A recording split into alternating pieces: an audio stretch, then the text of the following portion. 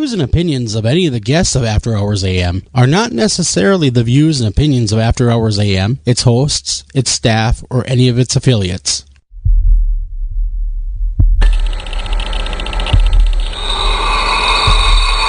Welcome to the After Hours program.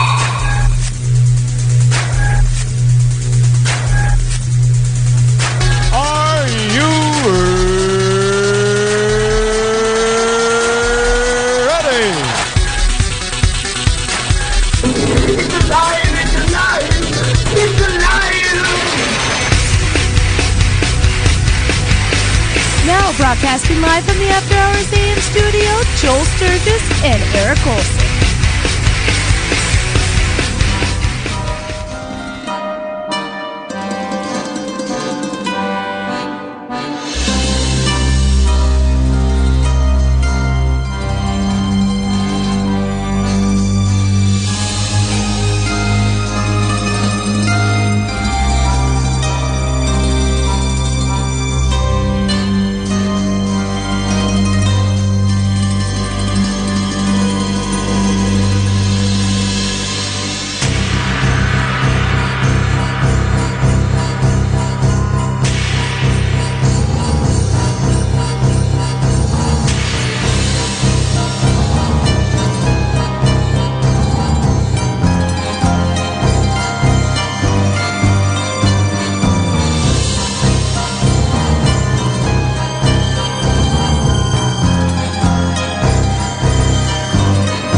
Good evening, everybody, and welcome to this edition of After Hours AM.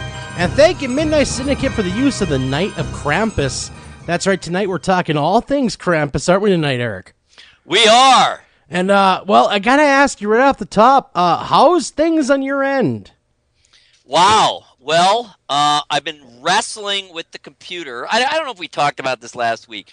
We have shifted over to a new technical approach, and I am trying to join the, millennium with the appropriate equipment and headset and whatnot. And look, we love Skype. Skype is super cool, but it's still a little bit temperamental, and really it depends on the computer, obviously, and the connection. So I'm sitting here wrestling with it and trying to get to work. I had to pick up the computer, throw it against the wall. Wow.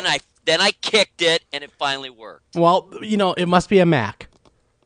It is a Mac, and that was not my frickin' choice. No, I joke about Mac.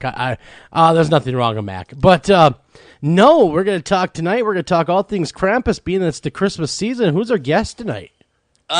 One of my favorite guests of all time, and he's doing us actually a really big favor because we're not really talking exactly about his thing. This is just an area of interest.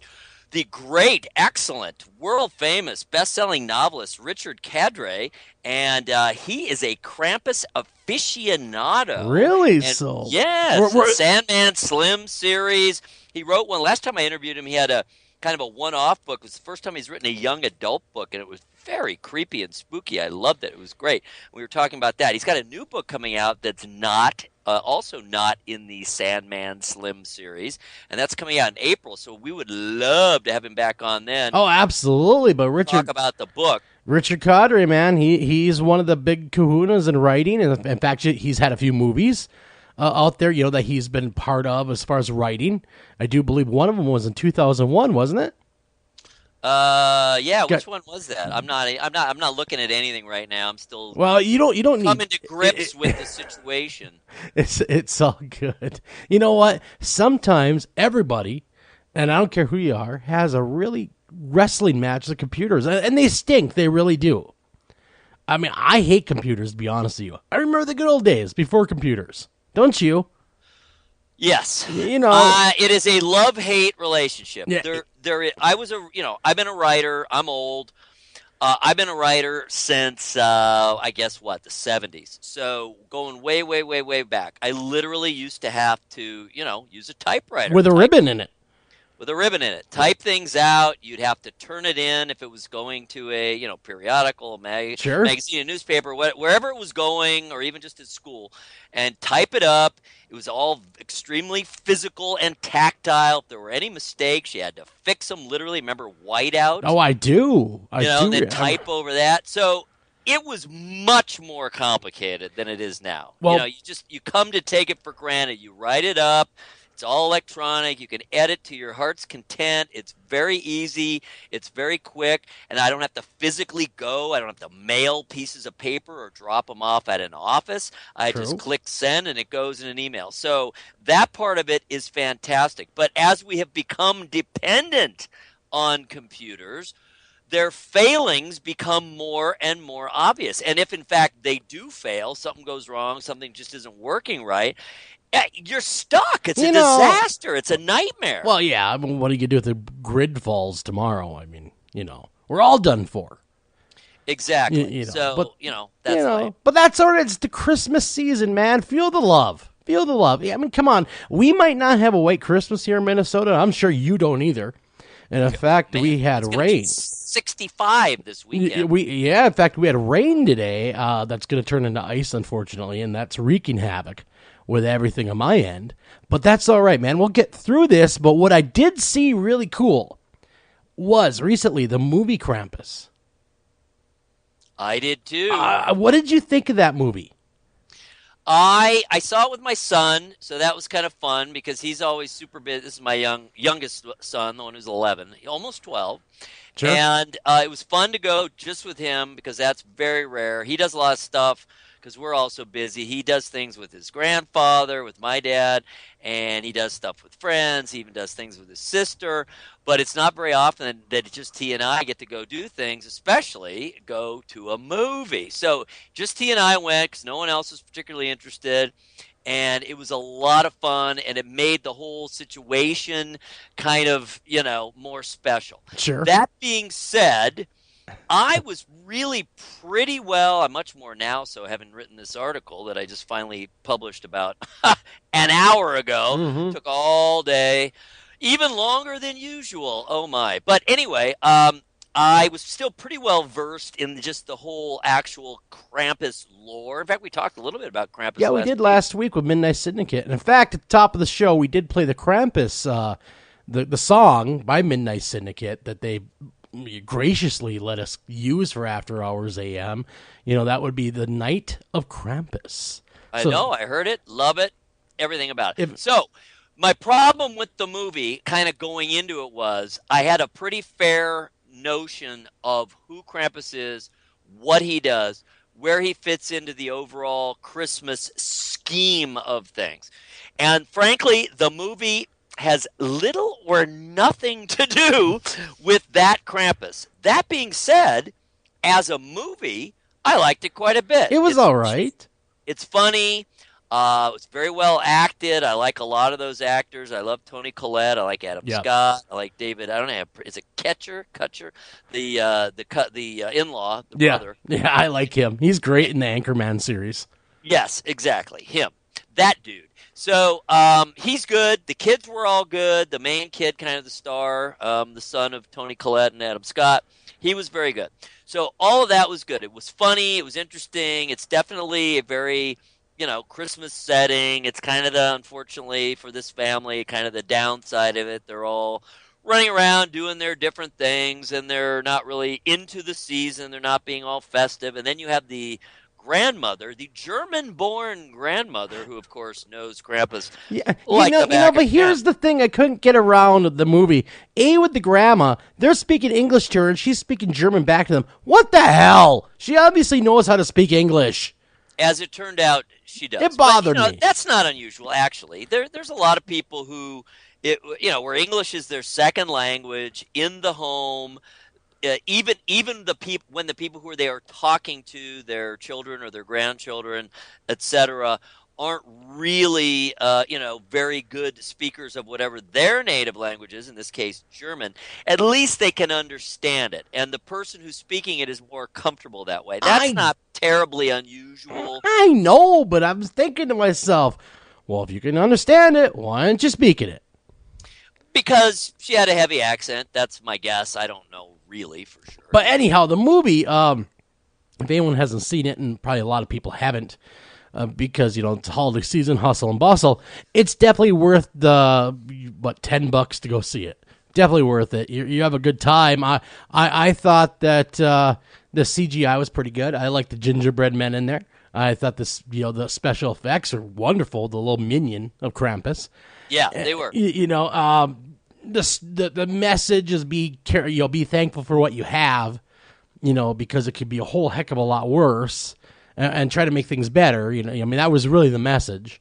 And then, of course, that family oddly resembled my own. That was a scary part. Well, once you're into the story, and if you are not overly concerned about the veracity of the Krampus myth as it is presented, it's a really fun kind of PG-13. It's not particularly bloody, but it's scary. No, yeah, What it really reminded me of, kind of in theme and in tone, was Gremlins. Yeah, it did. It really did. It had a Gremlins feel to it. And I unfortunately have a brother-in-law just like that guy. He bleeds Dukes of Hazzard, if you know what I mean. Yeah. So, well, as it turned out, his possession of firearms and his ability to get out there and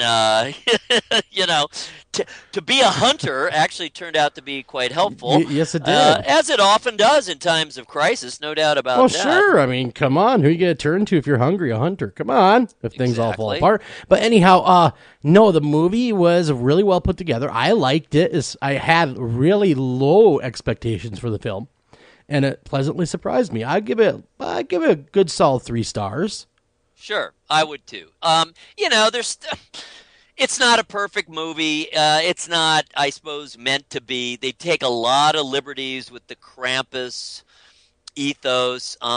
In some ways, that bothered me because it could have been a similarly effective, fun to watch, suspenseful, scary holiday movie, even if they had hewed a bit closer to the actual myth. I'm not really sure why they veered so far away, and it left kind of a number of questions. Why was Krampus kind of going after the whole frickin' neighborhood? Well, yeah, that kind of made me scratch my head. Why is he making everyone pay when really it was just the one family?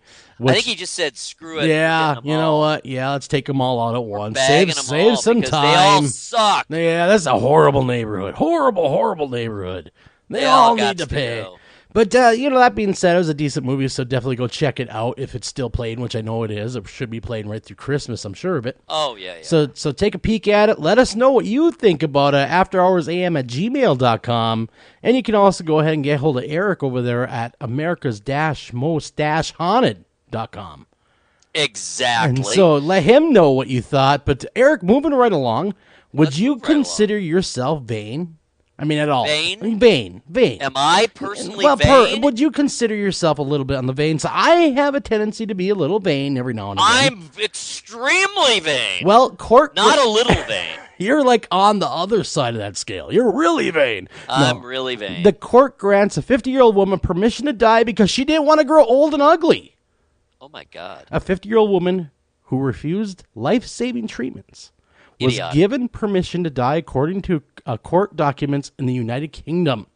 50 years old. A woman who was not identified petitioned the court to be allowed to die by refusing life-saving. Again, the woman who suffers from kidney failure told doctors that she would rather die than lose her love and her good looks. Oh, my God. Wow. Wow. Well, that is taking vanity a lot farther than I would take it. Let's face it. I am over 50. Sure. I am in that decade. Sure. You don't have to go beyond that, but I am in that decade. And, let's be honest, man. I've already lost a fair amount of my youthful looks. I mean, for my age, I look fine. I'm cool, whatever. Yay me. But the bottom line is I don't look like I did when I was 25 or 35 or even 45 for that matter. And so, I mean, you do the best you can with what you have at any given time. The key is take care of yourself, stay in good shape, do all the stuff, moisturize. Sure, exfoliate. Don't smoke, don't drink too much, just don't do all the dumb stuff you're not supposed to do. So none of the fun stuff is what you're saying. All the fun stuff will aid you. Exactly. So, if you smoke, drink, have any of those bad habits, you're going to look older beyond your age is probably what we could take away from that. Well, at least you won't look younger than you are. Put it that way. I was born with I don't want to say a baby face, but if I shave my little bit of goatee and mustache I have, I look like I'm 12 again. Well, that's good. It stinks. It really does last stink. forever. I will shave, right? And I will go to go get beer. Like if I want a 12-pack of beer. Let's just say it's a Friday night and decide, I'm gonna have a beer while I watch the game or whatever. I will get carded every single time. I don't know. Even now, it's not even funny. What? Are you kidding me? I'm 41 years old. Come on, It doesn't last forever. No. I looked young. I really did. I probably at mid by 40s. I just saw a picture from. We went to the Sydney Olympics, and so that was in 2000. Okay. And at that point, I was just a little bit over 40. And I see pictures. I just saw some pictures from that trip, and I still looked pretty darn young. But what can you do? It lasts. It can last in your 40s. Sure. My mother is very youthful looking. She really is. Even now, she's in her 80s. She looks pretty good. So good genes run in your families for looks. So that's good. Well, hopefully, yeah. But the point is I can't fool anyone anymore. That people often guess I'm late 40s, 50, and my goodness, at this point, that's flattering, I guess. Yes. Because I'm older than that. And all you can really do, here's the bottom line. Look the best you can for your age. That's true. That's good words for everybody. It really is all you can do. But, there's a lot of things, like you said, you can do. And embrace your age, too, though. I mean, some of these people Don't out be there, ashamed. what I mean? Some of these people that are, way well into their 50s want to dress like they're 16. At least embrace your age. Be proud of who you are and what you've accomplished. I absolutely agree. But there is a guy sticking with the UK now. Get this, 43-year-old man fathers 46 babies in just 2 years, man.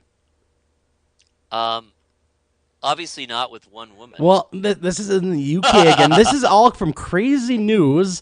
They have asked us to be official news carriers of Crazy News. All right, let's do it. A man set up a website to help childless couples realize their dream of not having a family. Delkin Rooney of the United Kingdom claims that he fathered 46 children in 2 years. Rooney has 8 children of his own from 4 different women. Wow, what a winner. He insists that he does not receive money for his donation. He travels up to 200 miles to meet clients, and he charges only for his travel expenses. What a guy. Experts have called for the 43-year-old man to be investigated, saying that his unregarded actions could be unsafe. Unregulated, sorry. They could be something. There's going to be an entire generation of people looking like this guy. That's just ridiculous. I mean, how weird is that? It's like some clone show, Yeah. It's like Orphan Black. I mean, come on. The guy has a website, right? Let's just be honest. He's probably doing KnockYouUp.com. Yeah. Let's get it on. He's probably playing in the background. The guy probably is just fishing for, let's just be honest, easy sex. Let's just be honest. Maybe. I would have to say, I don't think you have to go around impregnating people for that, though. Well, no, it's just the guy looks sleazy. If you look at his picture, he looks sleazy. I'm guessing he is. Just a sleazeball. And I don't know. How would you be that desperate to go on the interwebs and see his smiling face? Hey, I'll come on over and take care of business for you. Really?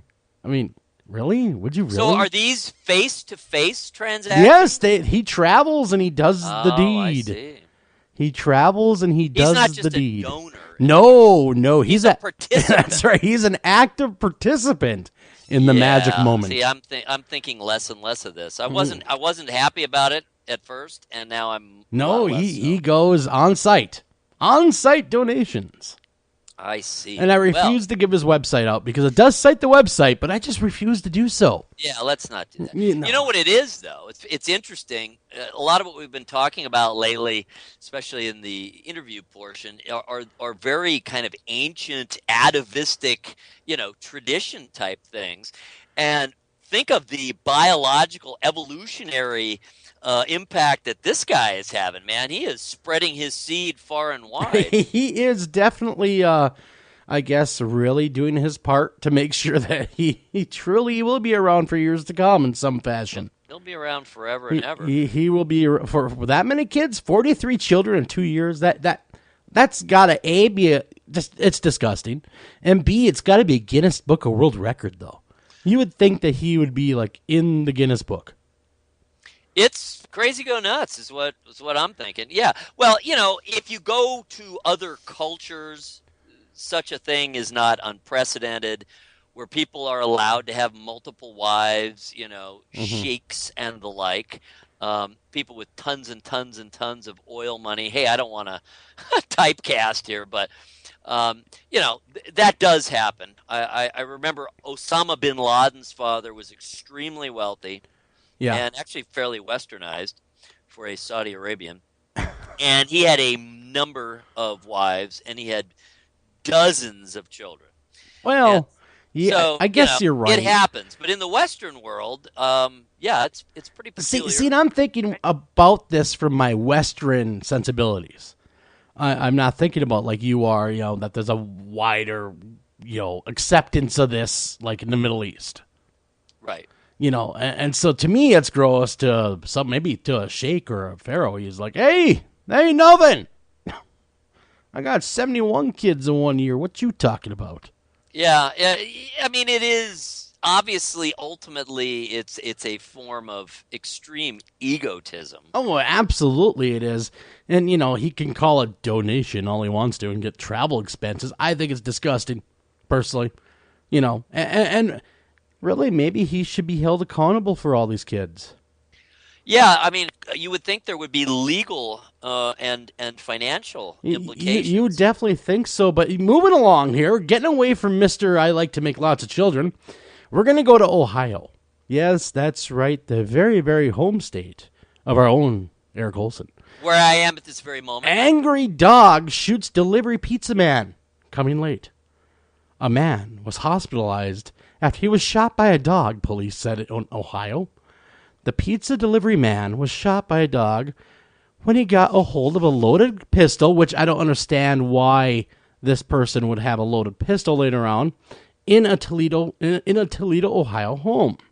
18-year-old Ryan Brill was delivering pizza to a house in the 5800 block of Rambo Lane. Really? They had to have made that one up. Come on, the Rambo Lane. About 8:15 p.m., the customer, Anthony Wolf, told police that he put his gun on the table before answering the door. However, the dog got up, decided to grab the gun, and shot the delivery driver. The gun, of course, fell to the ground. Dogs shot one don't time. have hands. What? You know what? I don't see. Well, okay, first off, how irresponsible are you for having even one in the chamber? Yeah, I mean, I'm just saying, if loaded or unloaded, why would you not even at least have the safety on? How did the dog shoot it? Well, evidently it had it in its mouth, and it started to shake its head, as in like a pit bull will. This is a Doberman. The breed of dog was a Doberman, and it started to rear its head back and forth, says pizza delivery man. One shot fired, and he says, all I can remember is hitting the floor. And then the gun hits the ground and shoots one more time, striking him in the foot. So not only did he get shot in the left leg, but then as he was laying there writhing in pain, insult to injury, the dog drops it and fires another round. I don't know. Something's really fishy with that story. Yeah, that sounds a little hoaxy, my friends. Yeah, I'm not seeing this happening. I mean, I can see a lot of weird things happening. But a dog shooting somebody twice? And the police evidently buying the story? I don't know. Yeah, I don't know. Seems a tad fishy. That does. I mean, unless Ohio is full of, or Toledo are full of pistol packing Dobermans. Zounds. Look, they say statistically, in the long run, anything that can happen, Murphy's will Law. happen. Murphy's Law. Anything that will go wrong, it could go wrong, will go wrong. Anything that can happen will happen. Yep. But I'm not entirely sure this could happen. No, I'm not seeing good old Fido picking up the semi-automatic 45 ACP and putting one through the delivery driver.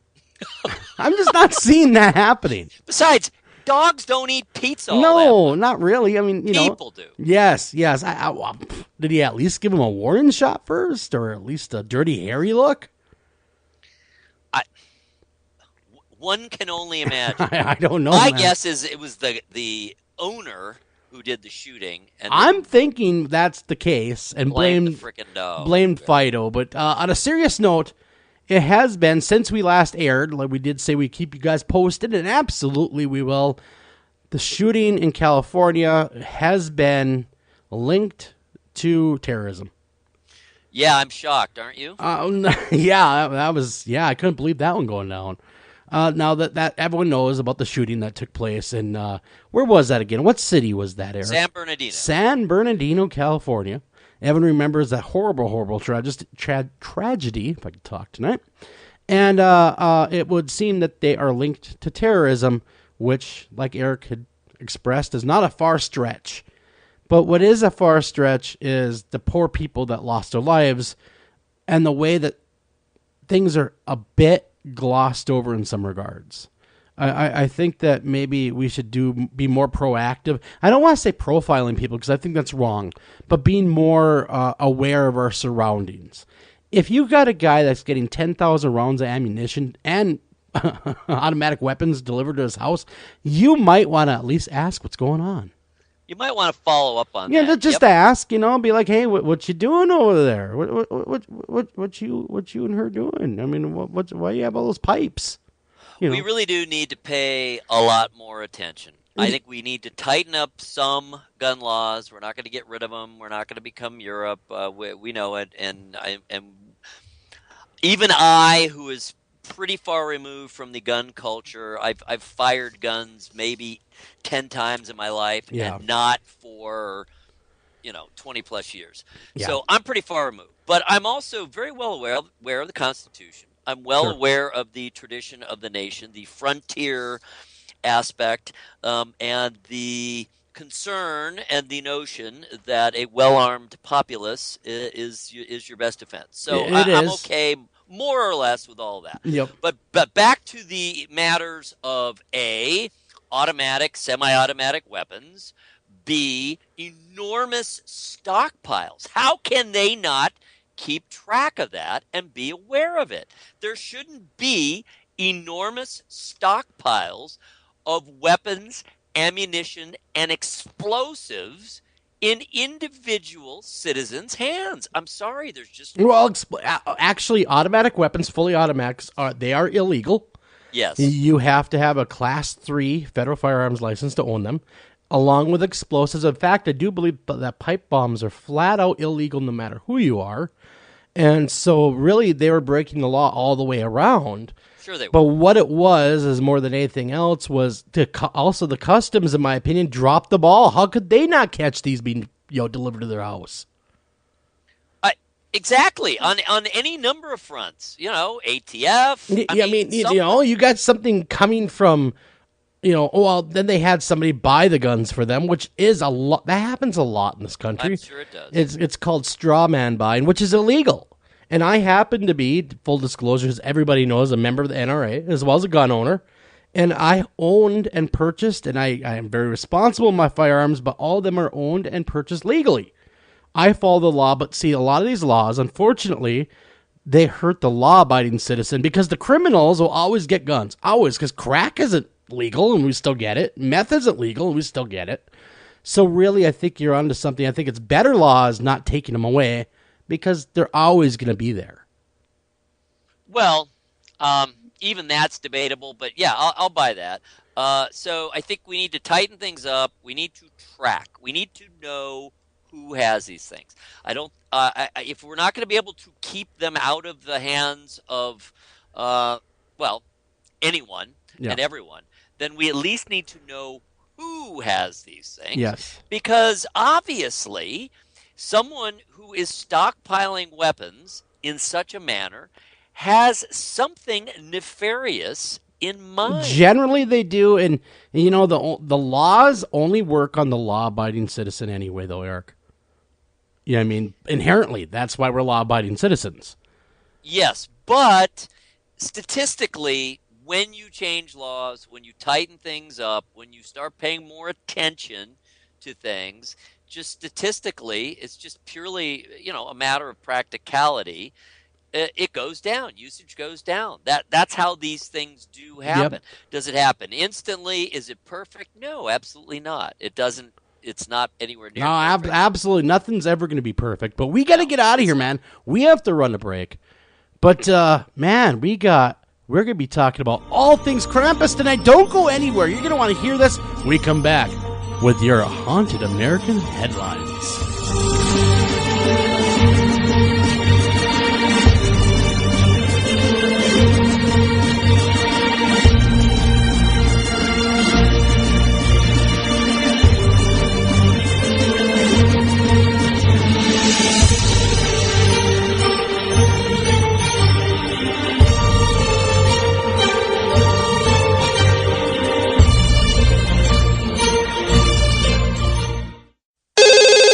Ranger Station, Ranger speaking. Yeah, hi. I'd like to report a bear sighting. Location. My backyard. Oh, your backyard. Try telling a bear that. I did, and this bear talked back. Talking bear, that's rich. No, wait, it was Smokey Bear. Smokey. Why didn't you say so? I did say so. Continue. I was burning yard waste. No, boy. He told me to burn legally and responsibly, and to remember that if it's too hot to touch, it's too hot to leave. And as always, he's right. 9 out of 10 wildfires are caused by humans. That means 9 out of 10 wildfires can be prevented. Yeah, I know that now. Thanks to me.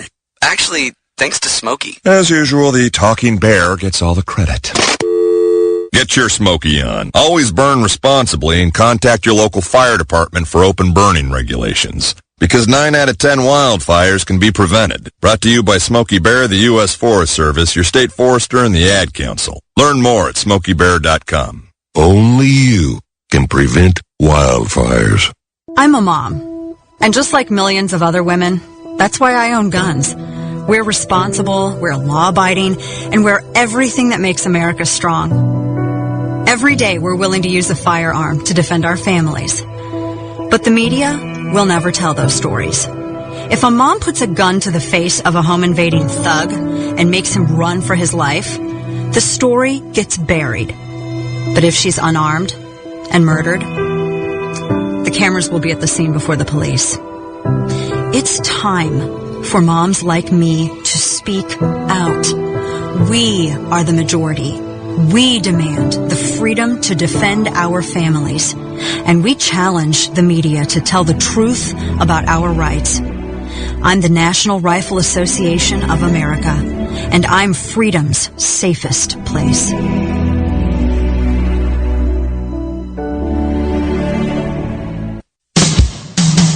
Bud Light presents Real Men of Genius. Real men of genius. Today we salute you, Mr. Eggnog Inventor. Mr. Eggnog Inventor. For years you toiled away, nog after nog, cauliflower nog, trout nog, the ill-advised pork nog. What the heck is nog? Until one day, it hit you right in the face. Raw eggs, heavy cream, and a 5-pound bag of granulated sugar. Recipe for disaster. Now that's refreshment. Kinda like a protein shake, only disgusting. Oh! So crack open an ice-cold Bud Light, Mr. Eggnog Inventor. And while you're at it, crack open another bucket of eggs for your nog. Mr. Eggnog Inventor. Bud Light Beer, Anheuser-Busch, St. Louis, Missouri. Hey everybody, this is Joel Sturgis, and did you know that After Hours AM and America's Most Haunted have a great new website out there? You're going to want to visit America's-Most-Haunted.com. There you can get all the new content from all the writers for America's Most Haunted, as well as the great haunted headlines everybody loves each and every week, as well as catch After Hours AM live right there, along with podcasts, past shows, and get to know your hosts, as well as contact us all in one stop. You're going to love it. You're not going to want to go anywhere else. So come to America's-Most-Haunted.com today. Do you have a question for our guest tonight? Don't feel like calling the show? Not a problem. Email those questions to afterhoursam@gmail.com. Again, that's afterhoursam@gmail.com.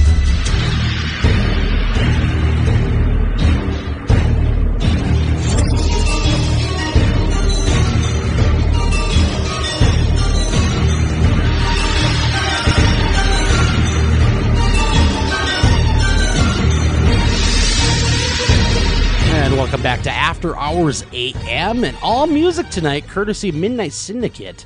They were on last week, and they were nice enough to give us access to their music library. I said, hey, do whatever you want with our music. We don't even care. Just do whatever. And tonight we're featuring from their Christmas. I know, Midnight Syndicate. Yes, I know. Their Christmas album. And so you're going to want to check that out. Go to midnightsyndicate.com. Pick up your copy of that. And what's that called again, Eric? I'm not over at the site, and it's escaping me at the moment.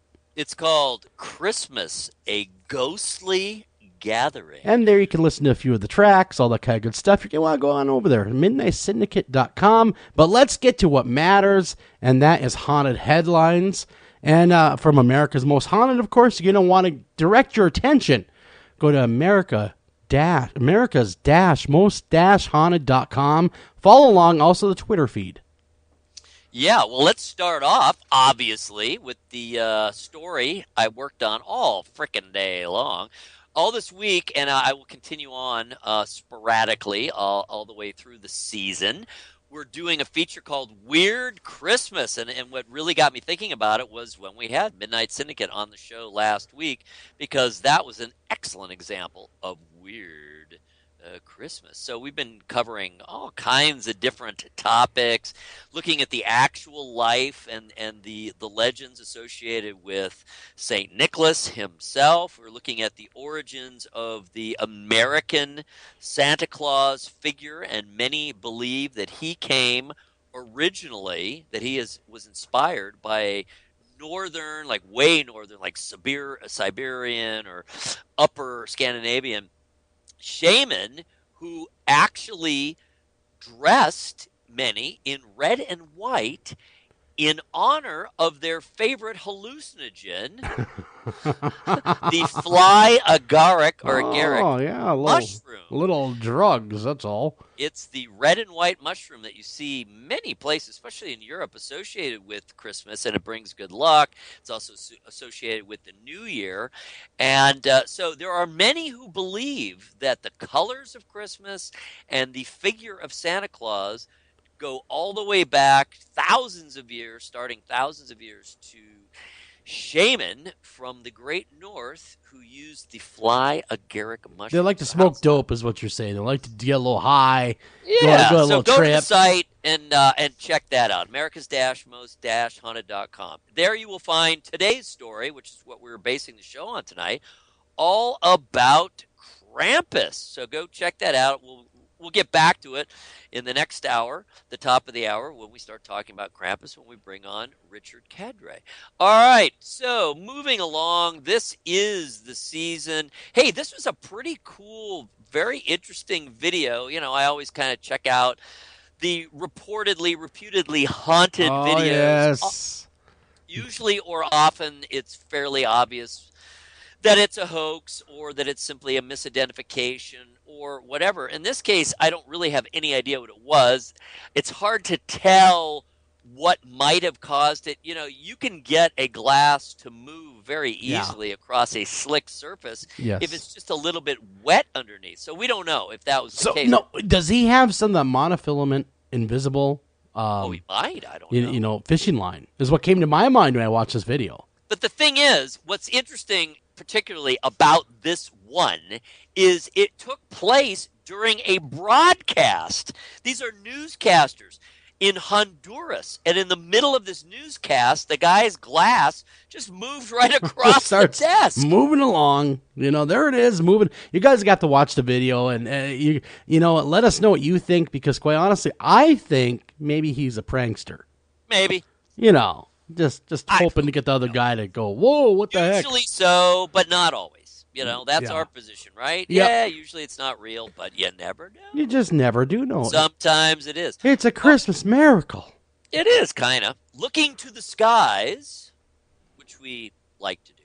Every now and again. Especially this time of year. Sure. It's the Geminid meteor shower peaking this weekend. So go outside, look up. The Geminid meteor shower is tossing space rocks at your head. All this week. Cool picture. It's from Neil Zeller, is the photographer, and what he did is he set up a long duration shot, and he got all the meteors in the course of an evening. And to top it off, there's also an aurora borealis going on. That is a cool picture. So it is a very fine picture from Neil Zeller. I haven't seen anything that cool in a long time. Look at that.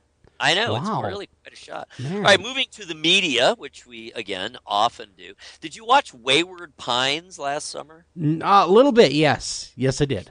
Well, it was one of these ones where it started really well, and it was fascinating, interesting. Then it kind of like, fell on its face. I'm losing interest. And then it ended with a freaking bang. Yeah, I remember that because it was like the first 4 episodes were like, whoa, what's going on here?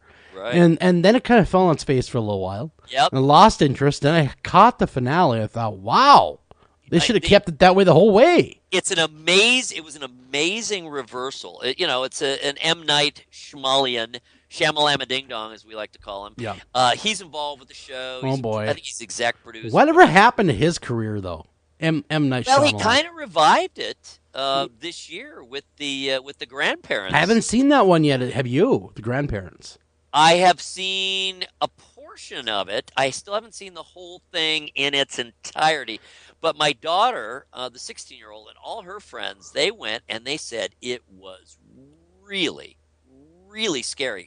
They are so jaded at this point. They've seen all the movies, nothing bugs them. But they said it was super, super scary, but also super, super funny. Well, I want to see it. I haven't seen it yet, and I was curious whether you'd seen it. And I see the last time I saw M. Night Shyamalan was The Happening. Remember that movie? Yeah, that wasn't good. And then at The Village before that, I was so done with this guy. He did Signs, and then he did first his Sixth Sense, then Signs, then after that, crap. Well, more or less. I would generally agree with you. So he's had a big comeback. He financed the Visit himself, and it was actually very low budget, and everyone who's in it, was paid relatively low compared to what they normally get. Sure. And but he financed the whole thing, and that was considered really quite a comeback for him. So that is a good sign. Plus, this show, Wayward Pines, it's really interesting. It's very much a think high concept type thing, and the way it turned out, this little town of Wayward Pines. It's all that's left of mankind. Oh, that's right. Within it. And I think Shyamalan, I think what his thing was, he was more atmospheric horror. And I think a lot of the moviegoers kind of, didn't quite catch on to that at that time. And he's such a twist guy. He's known, what's the twist? So if you see enough of his work, you come to assume that there will be a twist, so you're looking for it. So that kind of undermines the surprise. But in this case, boy, I was caught off guard when the reveal was made, and at the very, very end of the season, there was even yet another twist. So it's been renewed. It'll be back this coming summer, and I will definitely be checking it out. They killed off all the main characters, so it'll be interesting to see how they kind of come back from that. Speaking of killed off the main characters, did you see Scream Queen's finale? Yeah, I caught bits and pieces of it, and it's a great show though. I like that show. I had very high expectations. There's a lot of things about it that are really funny and that I really like. I mean, I'm going to watch it. It's kind of... Well, you have to watch it. I don't have any choice. But it ended well. It was up and down. It was uneven. A lot of times the problem, and I think we talked about this before, the problem with a movie or a show that's trying to blend humor and in particular camp, a campy kind of humor, then with suspense and or, horror, that's a hard thing because it's such a clash of tones. You see, the camp kind of. Well, speaking of camp, did you ever see Ash versus the Evil Dead? By the way, not to take away. Yes. From was it any good? I missed it. Was it any good? Hilarious. Well, see, you have to have stars. Yeah, I know. I'm waiting for it to hit Netflix. Is what I'm doing. So am I. I saw the first. I saw the first episode because they shared it online. I saw another one because I had access to a review copy. But I haven't followed up with subsequent. And I will, because the first two episodes are hilarious. Of course, I love the Evil Dead movies. Yep. And it's great. It's Ash back in back in the advanced South, middle aged, and he's he's slower, he's fatter. Well, it's actually pretty realistic. He's like in Bubba Hotep form, then, right? It kind of is, and but he's still himself, and takes him a while to get into his groove. But once he does, it's rocket. So I've only seen the first two episodes. Yes, very eager to see the rest. Those first two were gory, creepy, scary, and funny. Speaking of which, very similar to what we were talking about. The Scream Queens, though, it was a good show. I mean, for what it wasn't that bad. I mean, how often do you get to see camp horror on TV? Not very often. So, not often. It's not bad. I'll take it over American Horror Story, personally.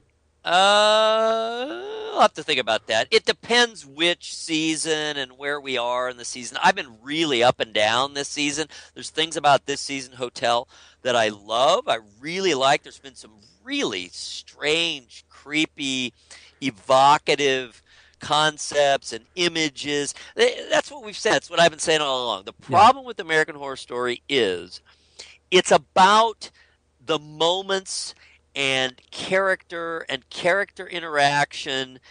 It's not about the story. And the stories usually kind of end up not making a whole lot of sense. And the reveal about who the killer is, who the Ten Commandments killer was that we found last week on last week's show,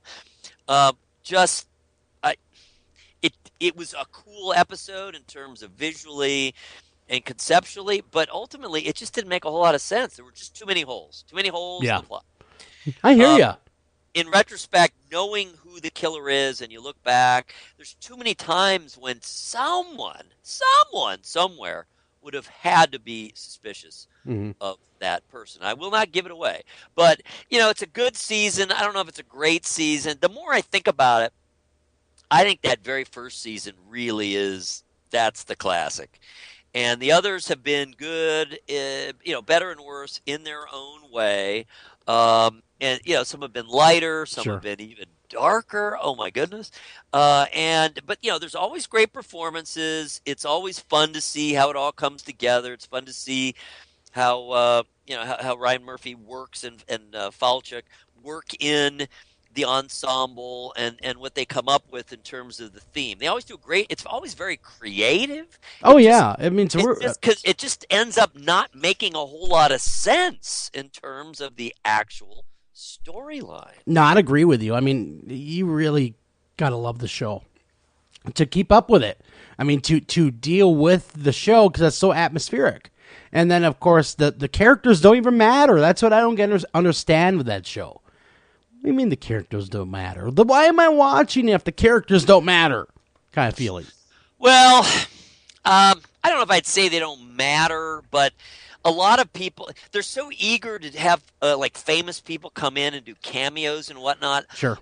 Those auxiliary characters almost never matter much, That is true. End up not making a whole lot of sense. It kind of depends on the character. It's almost more like they care about the actors than the characters the actors are playing. I've noticed that. I really have. And that's, and that's where Walking Dead's different, barring Norma Reedus, because we're more in love with the character than we are the actor.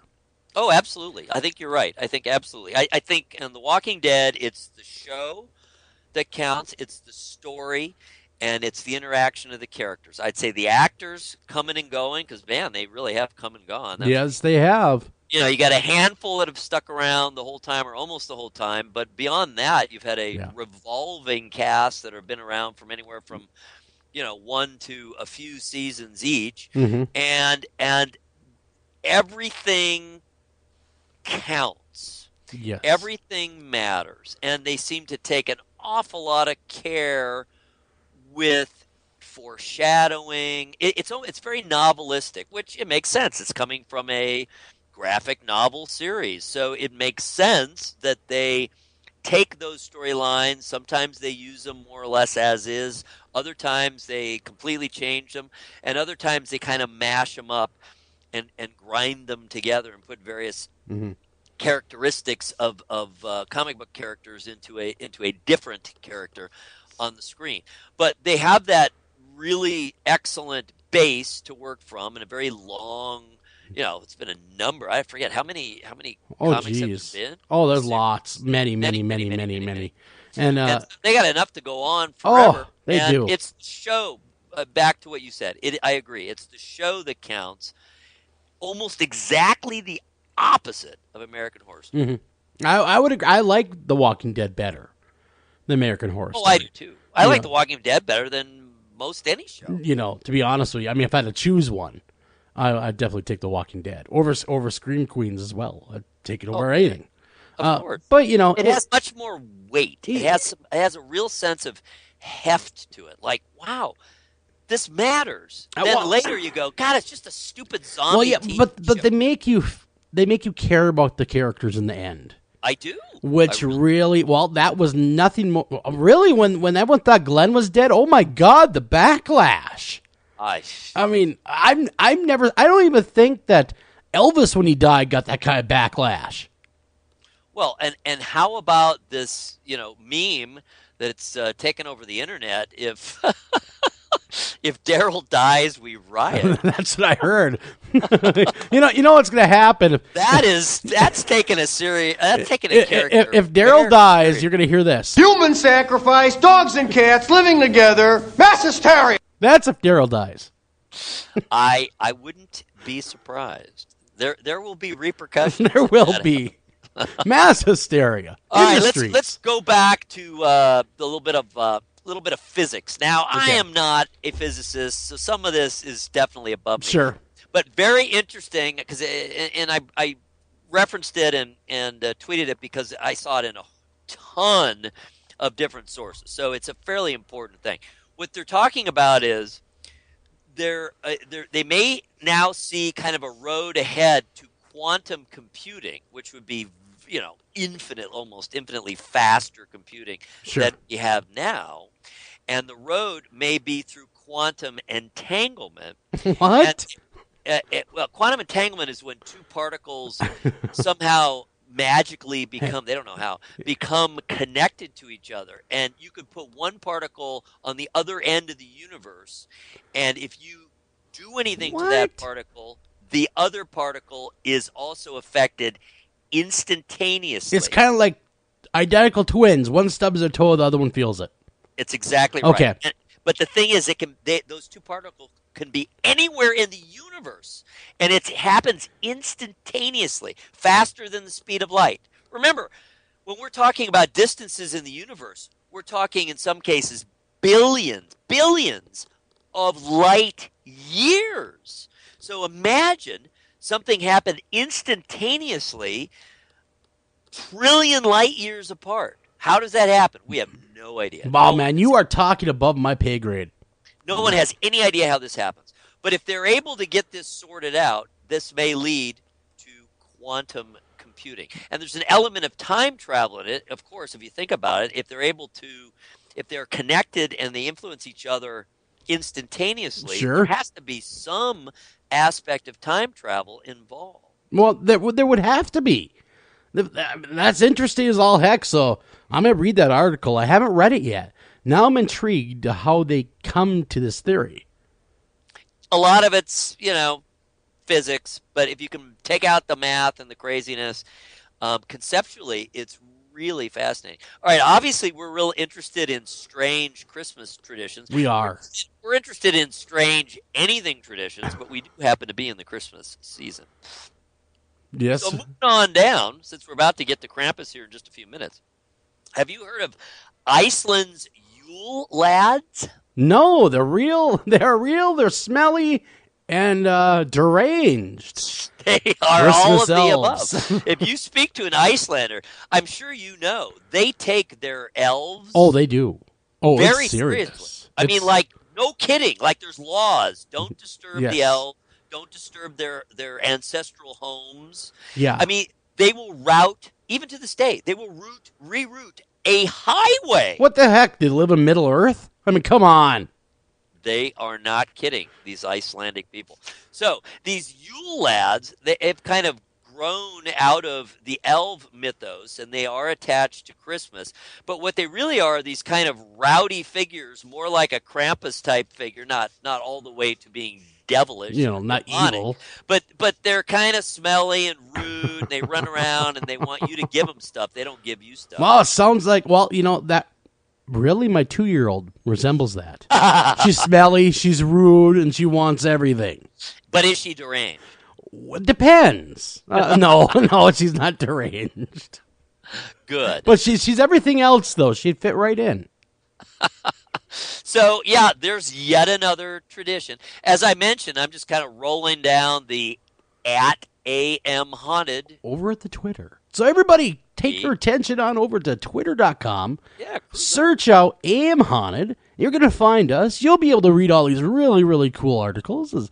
Check some things out. See what we're talking about these smelly dudes all about. Because they do look smelly. I would not want to stand next to them. No. Thank God my computer Not isn't... inside a circle. No. Thank God my computer doesn't have scratch and sniff capabilities. Yeah. That'd be or horrid. smell-o-vision. Oh, that'd be horrid, wouldn't it? I hate that, yeah. That'd be horrible. I've been to a movie with smell-o-vision. Really? Wow. Yep. Can you imagine watching an episode of Dirty Jobs and smell-o-vision? Oh, that would not be the one I would pick. Hey, today we clean a stable. I would pick Romping Through the Flowers. Yeah, that would be worth your time in smell-o-vision. Or maybe a really good cooking show. I mean, Exactly, that's a good one. But not Dirty Jobs. I like Mike Rowe. I think he's a great guy. Interviewed him a couple times. Very nice guy. He seems like a very But nice could not do what he does. No. No way. No, I don't I'm like good. being all that dirty. No. Yeah, I mean, I couldn't do it. I couldn't do what he does. But that's just me. Do you know that he was an opera singer? I heard that rumor, and I'll have to dig up the archive for you, but we had him on air bust out some opera for us. How cool is He that? just started out, doing that whole big, almost Pavarotti, kind of He's got opera. a big voice. He does. I was surprised because he brought it up out of nowhere. Hey, did you know that I'm an opera singer? No, Mike did not know that. He just starts singing away. And I thought, what the hell did I get myself into? Well, that's Mike. Talk about two ends of the spectrum. You have high art. Many consider opera literally the highest art because it involves so many different arts within it. Yeah. Theater. There's, the art design of the staging and all. Sure. And the choreography and just all of it, and into one huge, massive live production. Yes. And so, that's one end, and then you got the guy who's digging around in sewers and up to his butt in people's, shall we say, cast-offs. Yeah, I like the show Dirty Jobs. I enjoy Mike. I think he's a nice guy. I like him a lot. But to see him go from one end of the spectrum to the another, turning on a dime on you is a little different in an interview. So, it's where did Mike Rowe go and when do we get him back is what I was thinking. But no, great guy, great singer. I support everything he does because he had a hard time getting Dirty Jobs off the ground as a TV show. Well, he's also he's a big voiceover guy. Yeah, he is. Yes, got that he great is. voice. Yeah, he does. Yes, he does. Is he still the announcer for Ghost Hunters? I do believe he is. I How want to funny is say that? he is. I think he is too. He might even have a better voiceover voice than yours truly. I don't know. Is such a thing possible? I don't know. I'm pretty good at it once in a while. Conceptually, I mean, look, if you can have quantum entanglement. Well, that's right. That's right. Quantum entanglement. Say that 10 times fast. I cannot do it. Quantum entanglement, quantum entanglement, quantum entanglement, quantum entanglement. I give up. Okay, I give up too because I would start saying all sorts of different words to fill the time. I sort of succeeded with 3 or 4 there. Though. You did, though. You were really, really good. But that all being said, and quantum entanglement aside, we come back. We have Richard Cadre coming on. We're going to talk about all things Krampus. Don't go anywhere. Be right back right after your Fox News. See you guys later.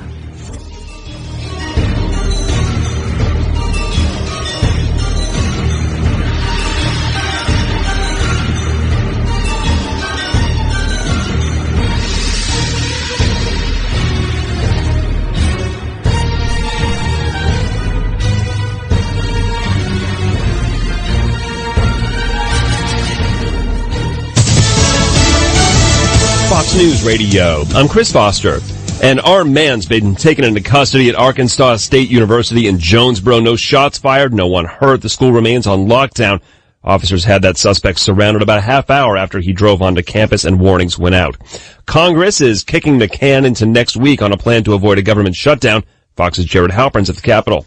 A 5-day short-term spending plan has cleared the Senate. It's expected to easily pass the House, avoiding a government shutdown otherwise triggered Friday night. I wasn't going to let December 11 be an arbitrary deadline that made us rush legislation. We want to get it right. House Speaker Paul Ryan says talks on a $1 trillion measure to fund government through most of next year do continue, but Republicans and Democrats are locked over policy provisions. Democrats pushing to scrap a law that prohibits federal study of gun violence. Republicans want to do away with a ban on crude oil exports. Chris. Jared, thanks. The 27-year sentence for the former director of Jared Fogel's charitable foundation, Russell Taylor, pleads guilty to producing child pornography. His former boss, the former Subway sandwich spokesman, got 15 years for child porn and sex with underage prostitutes.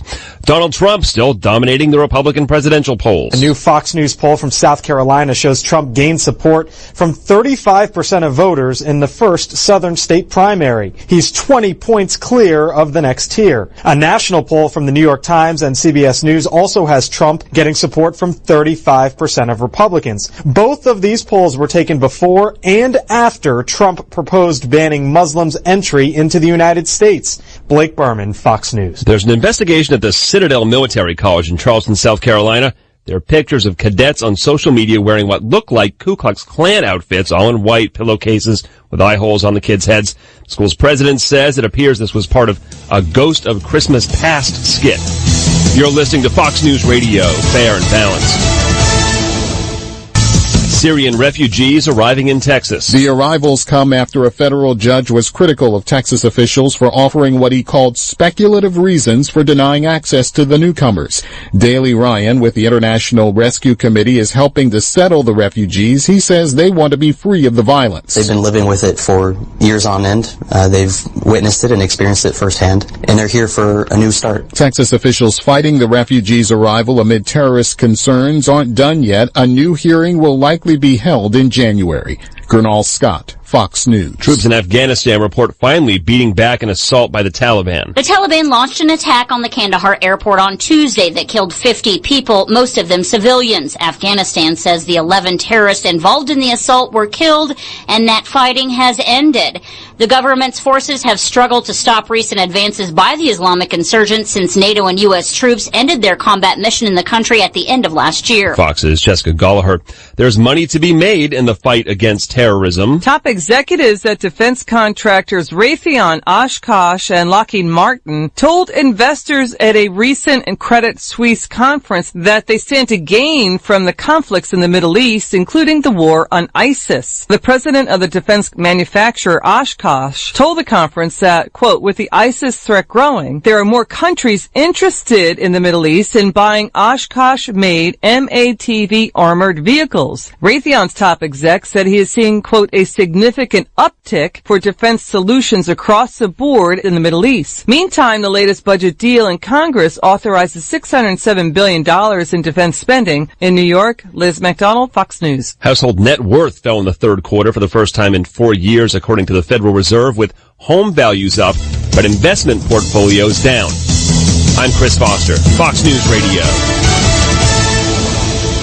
Hey everybody, this is Joel Sturgis, and did you know that After Hours AM and America's Most Haunted have a great new website out there? You're going to want to visit America's-Most-Haunted.com. There you can get all the new content from all the writers for America's Most Haunted, as well as the great haunted headlines everybody loves each and every week, as well as catch After Hours AM live right there, along with podcasts, past shows, and get to know your hosts, as well as contact us all in one stop. You're going to love it. You're not going to want to go anywhere else. So come to America's-Most-Haunted.com today.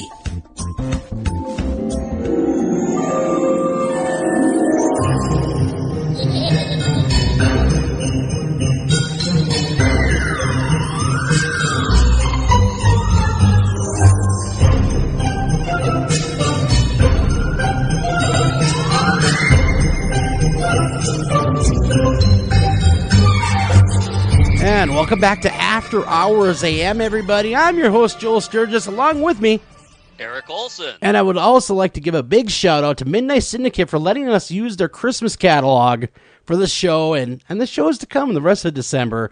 They really put out a creepy, fun Christmas album, didn't they?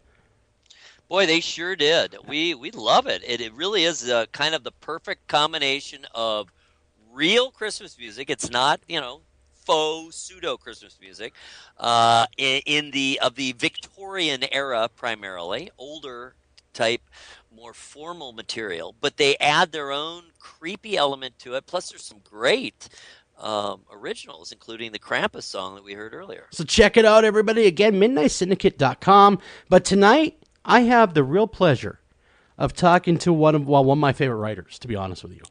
And I know, Eric, you're a writer. I do. But, man, I got to say, this guy, you're good. You are. But Richard Cadre. Am I doing that right? Cadre. There it is. Cadre. See, forever thought it was Cadre because I'm from the Midwest, you see, and I want to do everything phonetically. Is a freelance writer living in San Francisco. He's the author of dozens of stories plus 10 movies, including The Sandman Slim, Kill the Dead, Aloha from Hell. I love that title. Devil Said Bang. That's another great title. And then all sorts of them. Kill City Blues. I mean, just all sorts. Butcher Bird. I remember Butcher Bird too. His Weird Magazine cover story, Carbon Copy, was made into one of the worst movies, it says on his website. I like the movie, to be honest. It stars Bridget Fonda, but I just want to welcome Richard to the show, and I'm really honored to have him here with us. Richard, are you there? I am. Thank you very much for having me. Cool, absolutely, anytime. And the subject matter tonight, though, we're kind of veering away from all your awesome work here for a second, is Krampus, or Krampus, wherever you're from. Some people call it Krampus. It's Krampus is how I pronounce it. But what's up with this demon thing? It really is kind of a scary gig. Richard, hey, go ahead. Yeah. Go ahead. No, it's interesting watching the interest in Krampus grow over the last few years. I think even 3 years ago, very few people would have heard of him. And then this, as far as I can tell, it was more of an online meme than anything else that really spread the word, to America. I mean, this has been going on for years, decades, and over in really technically hundreds of years over in Europe. Was revived about 50 years ago, widespread as far as I know, in a lot of places. And God, it's really taken hold. My Twitter feed, my Facebook is just full of Krampus stuff. In fact, tonight at 7:30 at Art Walk in Los Angeles, a Bavarian Krampus group is doing a huge performance. Interesting. Exactly, and that was why we couldn't get the leader of Krampus Los Angeles, Al Ridenour, to join us. We were hoping to have him. I guess we'll have to wait till next year. But yeah, we're right in the middle of the Krampus season. Technically, Krampusnacht, and I do not speak German, but that's the German word for it. That actually happens on December 5th. And what that is it's the eve of St. Nicholas's Day. And so Krampus is actually the companion of St. Nicholas. So they arrive together. So they're like buds? You're telling me they're like beer buddies? They're like light and shadow. They are like yin and yang. And what I would refer people to, just so they have some reference, if you want to go to America's-most-haunted.com, we are streaming this show right now live, actually within the article that I just published today about Krampus and about his history and about what's going on here in the U.S. I'm just to give people a little more background, I'm going to read a little bit from that.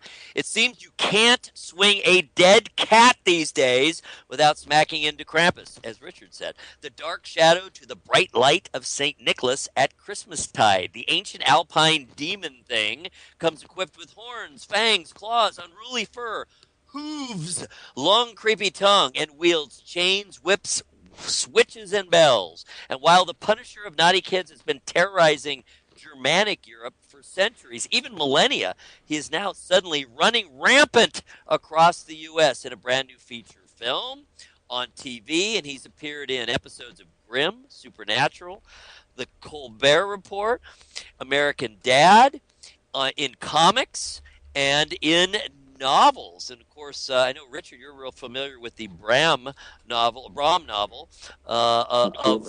entitled Krampus, and at various gatherings, balls, and runs. And of course, Richard just referred to one that's going on this very evening in Los Angeles. It seems to me that Krampus Los Angeles organization is really, really kind of the center of Krampus activity now in the U.S. because they clearly take it very seriously, and they have they really get into the artistic side of it and into the creation of the costumes and into pretty much authentic presentations. Plus now they're bringing in real Krampus people from Austria. Wow, that's nuts. But see, now I got to ask Richard, who is Krampus? I don't know. I haven't really studied Krampus a whole lot, and you're like, who better to ask?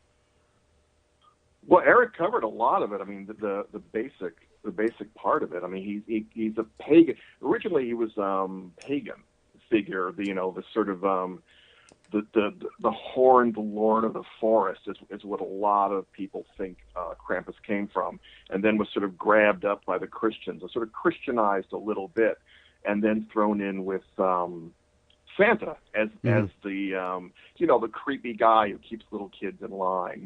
We have Elf on a Shelf now. Yep. Who's sort of Santa's narc. Well, Krampus would be the one who came if you were too bad a kid. And one thing I loved about Krampus in some of the depictions that you didn't mention before is, in some, he carries a wash tub on his back.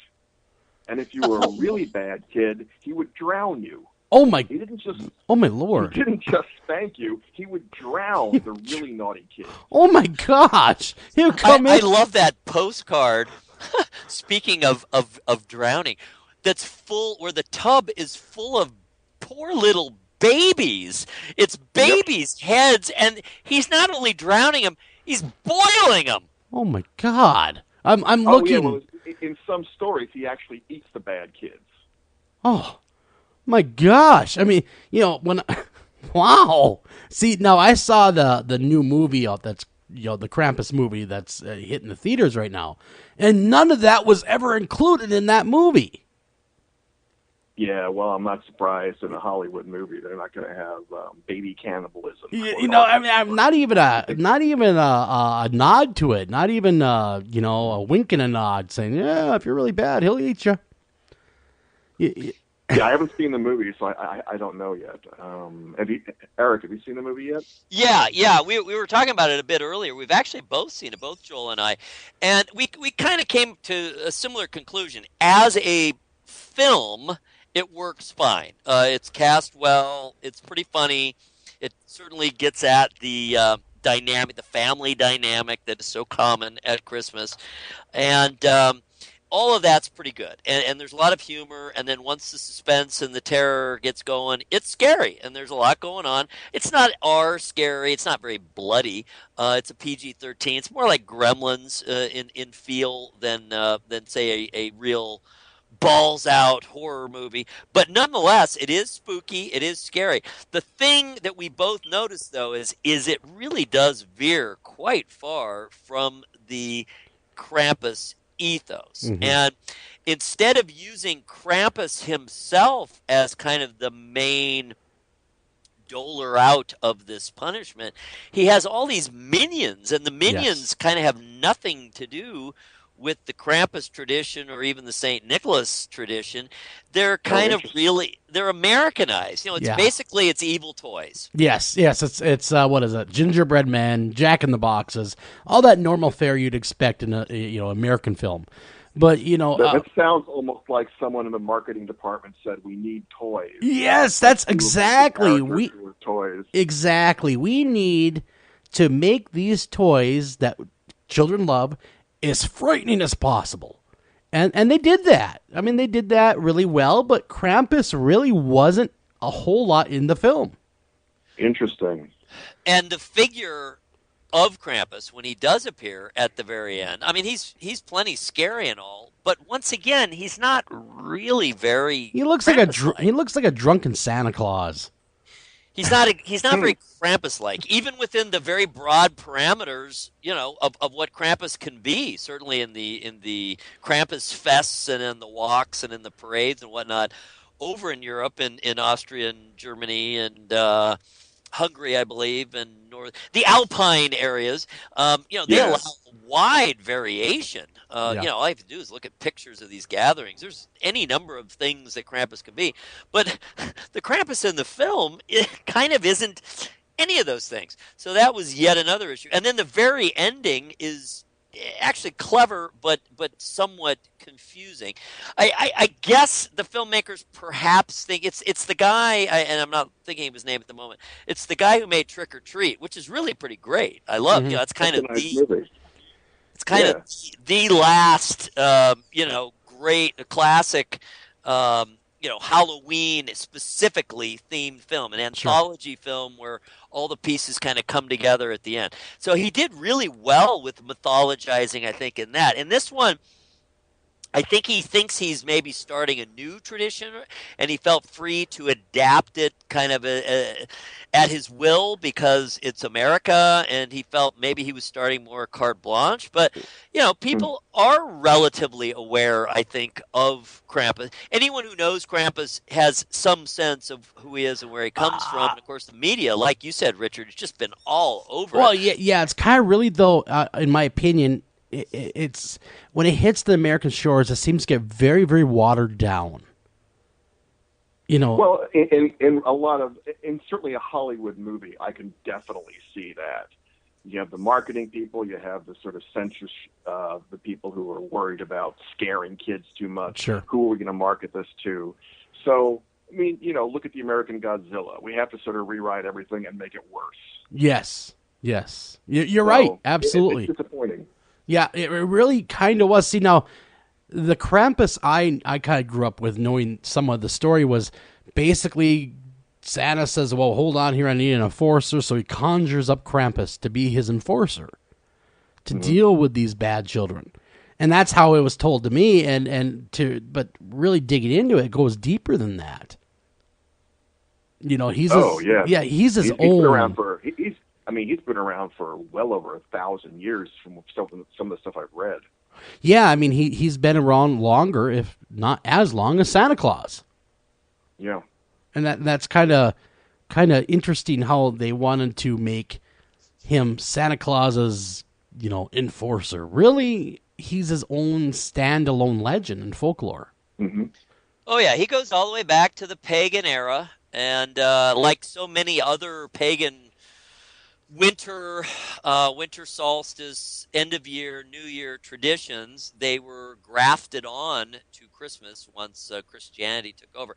Richard, as a thinker and a novelist and a creator of mythology yourself, I'm very interested to maybe take a little bit of a step back and just get your thoughts on what is the meaning of all of this kind of revived, certainly nothing new, but the revived darker side of Christmas. Why does that seem to have so much appeal to people, especially in modern day America? Well, I think there's a few reasons. I think the most obvious one is Krampus is a cure for all the saccharine imagery and music we're being bombarded with right now. Like even before Thanksgiving, I was hearing carols in some of the shops.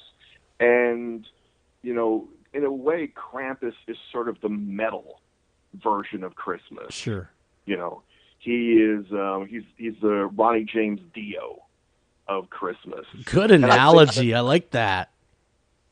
That's sort of it. I think the response to take it so far in the other direction and make him, so dark, sort of the Dark Knight response. So sort of rewriting Batman as the Dark Knight. You have Christmas rewritten as Krampus, and I think there's also a childlike response of the adults to grab this thing that's so popular and so sacred and just run with it. You know what I mean? Like a childish response. Sure. Like, how can we mess this up some? And I think, that's fun for everybody. That's sort of a Christmas gift for the adults. Yep. Yeah, I would agree. I would definitely. I like the movie by and large. I like all the stuff that's come out. In fact, he's big this year, isn't he? In another movie, isn't he, Eric? Krampus. He's featured in another feature film with William Shatner in it, isn't he? Right. And I was in Walmart last night. I had to run in and pick up some stuff really quick, and that's the nearest and the cheapest and the quickest place to go to get the staples. So I was there. So I went by the DVD department, and I was just taking a quick look at the new releases. And here's Walmart for you. They don't allow a Christmas Horror Story, which is Canadian, by the way, and it's an anthology, very similar, I think, to Trick or Treat. I haven't seen it yet, but it's an anthology that kind of ties together at the end. So in Walmart, a Christmas Horror Story has been released as a holiday horror story because because Walmart doesn't want anything that grim to impinge upon the sanctity of Christmas, so they caused it to be called a holiday horror story. So yeah, Krampus is in that. He faces off against Santa Claus in that one. And, there's a number of indie films, kind of low-budget horror films, where Krampus is the star. And none of them have really kind of risen to the top. I think probably the video-based or the moving picture-based aspects that have done the best are some of these episodes of the shows that I mentioned. Yeah. I thought the Krampus episode of Supernatural was really good and was fun, and even the Krampus episode on Grimm, where it's just taking essentially every character from the folklore of the Grimm's fairy tales and then some beyond that, and then putting them into this world that centers around this character who is a quote unquote Grimm, and he's also a cop up in Seattle. And so he has to interact with all of these various, and it's funny that they speak German. They acknowledge the German heritage of all these, and all these various characters have their German names, and of course they didn't have to change it for Krampus. But I think that was maybe 2 years ago. I think that was in 2013. Sure. So both of those were pretty successful, and there was this comic book series. I don't think there's been a new one out in about a year. Krampus comic, and then as we mentioned, it was actually how Richard got involved with the show. They mentioned at Harper that Richard was very interested and very familiar with the Brom book. Why don't you tell us a little bit about that and your thoughts on that book, which takes the Krampus, it takes it even darker. It takes the myth even darker than what we've been talking about. Yeah, it gets into some of the other kind of mythology around Krampus, which is sort of a conflict between Krampus and Saint Nicholas. Mm-hmm. That's interesting. That's sort of not an alternate one, but sort of one of the earlier incarnations of all this. And in the novel, Krampus, that takes place in West Virginia, so it's a very American-centered story. Sure. In which you have a small-time songwriter down on his luck, who basically meets Santa after a mugging and finds this magical bag that has a lot of stuff in it. But then, instead of like rescuing Santa, trying to find Santa, all this stuff, he then meets Krampus. And actually Krampus takes him, basically takes him on as one of his minions. Oh, boy. And it gets into the conflict of also getting back to some of the sort of Germanic ideas here of like who Santa really is. Mm-hmm. Is Santa the St. Nicholas character, the sort of saintly old man, or is there another aspect to Santa too? So I don't want to give too much away, but that's sort of some of the stuff that they play with. Oh, that sounds really interesting. That sounds really interesting. The other side of Santa has come up, of course, in a number of there's a bunch of Christmas slasher films, and It's almost always the Santa who's and it's not real Santa, it's someone in Santa garb, but in rare exports. Like I think Black Christmas and the Killer Santa episode of Tales from the Crypt are two really big ones. Yep. Absolutely. I just want to bring up their rare exports. I liked it. Oh, yeah, it's classic. It's classic. But in that one, I mean, Santa's basically an animal. Mm-hmm. He's this force of nature. And it's a really interesting take. And you see a certain amount of that in, for example, the Rise. Have you seen the Rise of the Guardians? That one's animated. I actually ended up really liking that very much. It's actually very interesting. Bring together all these various holiday figures, including Santa Claus, and they have to work together to solve a problem. But in that one, Santa is a much older he has a Russian accent. He's much more that Siberian shaman figure, that we talk about as the ultimate in time anyway, the farthest back in time influence of Santa Claus. And that's one of the theories, that Santa was originally this either Scandinavian or Siberian shaman from the way, way far north, somewhere near the Arctic Circle. And he was very much into red and white. Red and white was a tribute to his favorite hallucinogen, which is the fly agaric mushroom. Wow.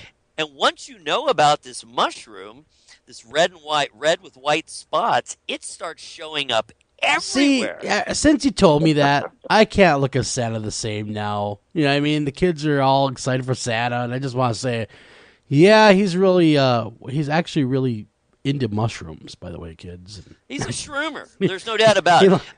Where this comes from, or where I have run into it, where it's best put together, is actually a pretty new book. It is, it's from the 00s, maybe 10 years ago or thereabouts. And it was actually written originally in German, but then published here. It's called Pagan Christmas: The Plants, Spirits, and Rituals at the Origins of Yuletide.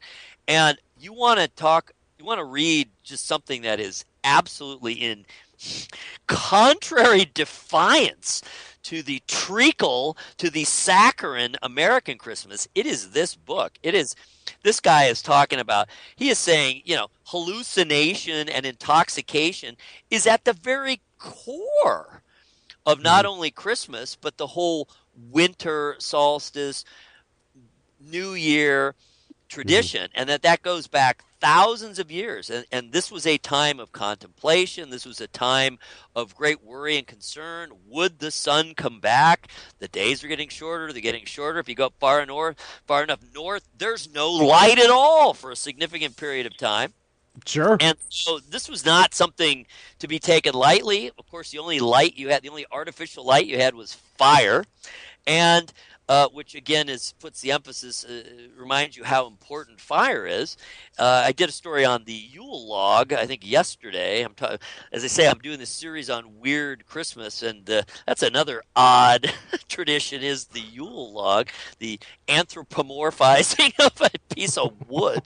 But anyway, pagan Christmas, it's really quite fascinating. I was surprised he doesn't mention Krampus or Krampus-like figures very much, but then he's not talking that much, about that kind of mid-period where Krampus arose. He's talking about current-day Santa Claus, I think, because he recognizes this shamanistic figure in Santa Claus versus St. Nicholas, who was a literal, human saint who actually lived and walked on the earth in the 300s, I believe.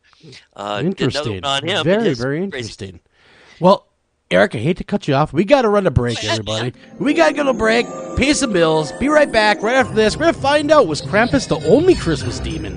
Be right back right after this.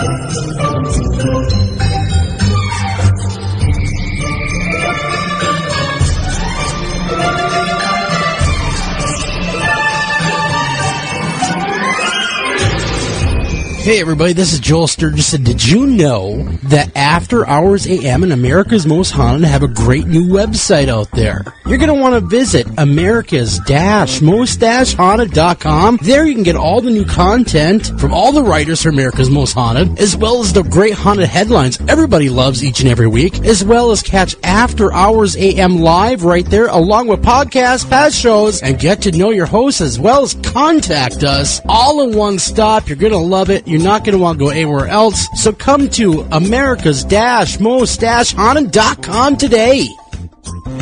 Hi, Tom Bodette. If pop culture is to be believed, roughly 40% of all people are actually vampires, or dating one. Well, undead or not, you can always save on a clean, comfortable room at Motel 6, even if you sleep during the day because direct sunlight turns you into a pile of sparkly coffee grounds. Speaking of which, we have free coffee every morning. You day sleepers may want to go for the decaf. I'm Tom Bodette, and we'll leave the light on for you. Book online at motel6.com. Never fight if you can avoid it. But when you must fight, don't lose. And when nothing less than freedom is at stake, we fight. We're millions of people just like you. We're the longest-standing civil rights organization in the U.S. Proud defenders of history's patriots. Protectors of the Second Amendment. Advocating the right to keep and bear arms. Advancing the shooting sports, championing gun safety, education, and training, creating a vital legacy by answering freedom's call. And we're growing stronger every day. We are the NRA, and the NRA is you. It's Thursday night, and you're grabbing drinks with some friends. Started off with a pitcher for the table, which quickly becomes two. There's pool. And there's the photo booth. All right, everybody squeeze in. Say cheese! Followed naturally by an order of wings. And another. Can we get some extra ranch sauce? Then there's the ceremonial nightcap. So what are we doing this weekend? And lastly, it's back to the car, which, if you're buzzed...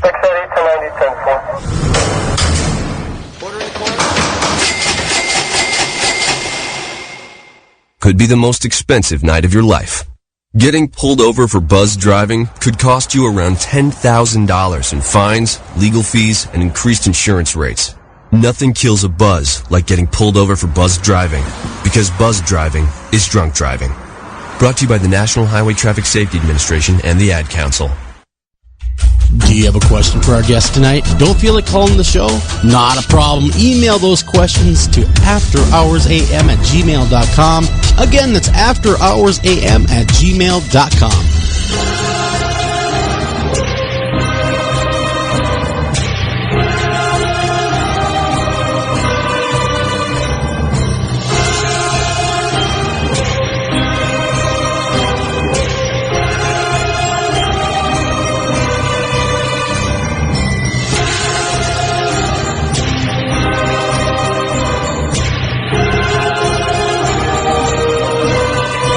And welcome back to After Hours AM, everybody. I'm your host, Joel Sturgis, and right along with me, Eric Olson, not moving my head.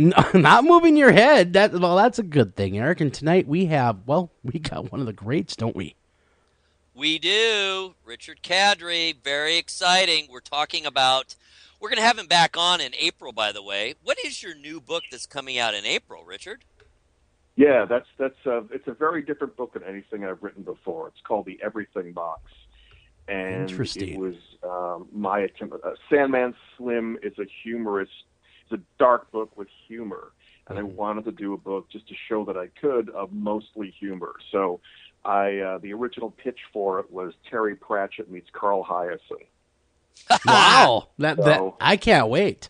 I'll be reading that one for sure. Well, all of them. I will too. We will have you back on and we'll chat about that, sorry. Absolutely. But during the break, I kind of made the comment that Christmas is actually scarier than Halloween when you think about it. Well, traditionally, they weren't all that different. And if you'll recall that Halloween being at the end of October and the beginning of November, that was actually, if you go back far enough, especially in northern climes, that was considered the beginning of winter. So Halloween was actually a winter celebration. Sure. It was not a fall celebration as we think of it now. So Halloween was the beginning of winter, and Christmas was actually, and the winter solstice prior to Christmas was considered a midwinter celebration.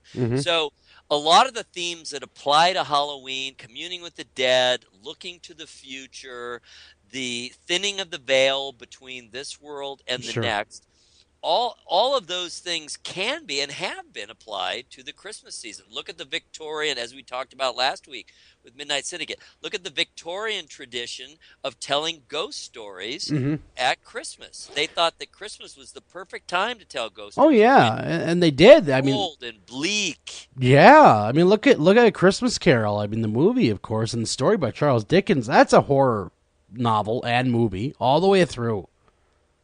Richard, where do you see this kind of rounder, this more complete version of Christmas, or even extrapolating it out from there and calling it the midwinter celebration or attaching it to the solstice? Where do you see that fitting into kind of a larger world view? Where do you see that holiday fitting in to, human cultural history? Well, I can only speak for the United States and what I've seen over the changes. And if you look at the demographic changes in America, I think it'd be really interesting over the next 50 years or so to see how Christmas and some of these other holidays play out. Certainly the winter holidays, starting with, as you said, Halloween, seeing how some of those things fold into the American idea of it. I mean, certainly in California, people make a lot of connections with Dia de los Muertos, the Mexican Day of the Dead, around the same time as Halloween. It gets co-opted in silly ways out here, but people are starting to celebrate it. We have pageants, we have parades here. I could definitely see, we're talking about Krampus tonight. The Krampus Loft, for instance, which is going on tonight in Los Angeles, the big parade. I could see that becoming less of a novelty and something that really becomes part of the culture. Yeah. Which would be interesting because you always are going to have that tension between the new, which would be Krampus and some of the darker ideas that come with the winter holidays, and the more traditionalist, the sort of Christian version of all this. So it could be a really interesting, next 50 years, 30 years, maybe it could be less, watching the tension. And I think those tensions are what make the world interesting. If it's one thing all the time, it becomes very bland. But watching the rise of these alternative ideas about the winter holidays, I think it's something that's going to happen, and I think for a certain part of the population, it's going to become normalized, no longer a novelty. I think, you're going to start seeing Krampus as less of a joke and more part of the process. Yeah. I mean, I could definitely see that happening, and it's starting to happen slowly but surely right now. I mean, you can just see it. It's ramping slowly up to acceptance in the general masses. Really starting with this Hollywood film. That'll be interesting to see how if the film does well and if it acquaints a new audience with at least the concept. You're saying it didn't really stick to the true mythology, no. But just getting the concept out there into more heads can definitely lead to some interesting results. That's pop culture. Yep. I was led to certain other writers through science fiction. I would never have heard of, when I was a kid, a teenager, a poet like Pablo Neruda. I would never have heard of him if I wasn't reading the science fiction of Roger Zelazny. Sure. At the same time. And so I think pop culture can lead to these much deeper changes in society. People don't really want to talk about that. That what's considered trash culture can actually really turn people's minds around and open them up to new concepts. I think you're absolutely correct. And I got to ask you guys, though, I mean, both you guys really knowing the Krampus tale really, really well. Is there any other holiday demons, I mean, Christmas demons out there that are somewhat like Krampus?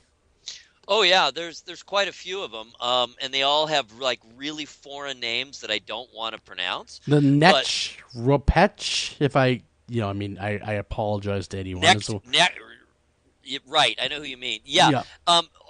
Many of these are from a similar area. They're all from Central Europe. Many of them are Germanic. Even Krampus himself is kind of a standardization. There were a number of different Krampuses. There were different spellings of it. Sure. Remember, it's only fairly recent that we have this standardization of language, and where cultures, cover an entire nation or an entire continent. In not all that long ago, just for example, right here in New York City, for example, you used to be able to tell what block someone was from by their accent. Exactly. So what we've seen late in the last 100 years, especially, starting really probably with movable type. So now you're talking, 500 years, but especially with the rise of electronic communication, you've really seen this standardization. I think the Krampus that we see today is kind of a melting pot of all those different regional Krampi, as it were. So kind of like the Grela is in there then too, from Iceland.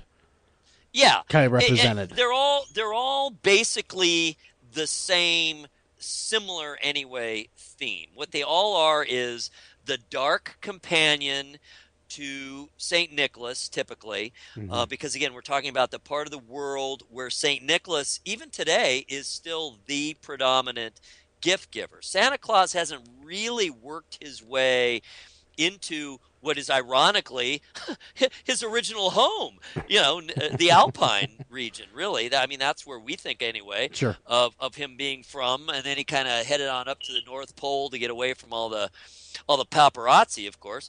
But, we think of him as kind of a Germanic type figure. But, he came here, Santa came here by way of the Dutch.